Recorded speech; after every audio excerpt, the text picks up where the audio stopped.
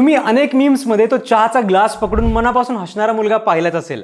आज तो इंटरनेटवर फन एंडिंगचा सिम्बॉलच बनलाय. कुठलीही रील असो किंवा मीम असो, ती अजून मजेशीर करण्यासाठी शेवटी या मुलाचा हसतानाचा व्हिडिओ जोडला जातो, जो खरं तर व्हिडिओला कंप्लीट बनवतो. पण त्या एका हसण्यामागची गोष्ट खूप मोठी आणि प्रेरणादायी आहे. या मुलाचं नाव आहे अरुण कुमार. तेलंगणामधला एक साधा मुलगा.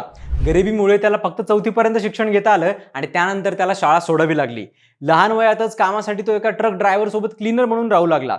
रोजचा प्रवास, धूळ, माती, मेहनत हेच त्याचं आयुष्य बनलं होतं. पण या सगळ्या संघर्षातही त्याने एक गोष्ट कधीच सोडली नाही, मनापासून हसणं. या मुलाच्या मालकाचं, ट्रक ड्रायव्हरचं नाव होतं नेहरू. त्याला टाइमपास म्हणून रील्स बनवायचा मोठा नाद. एक दिवस त्याने अरुणचा चहा पिताना आणि एका छोट्याशा गोष्टीवर बेफिकीर हसतानाचा व्हिडिओ शूट केला आणि हा व्हिडिओ रातोरात व्हायरल झाला.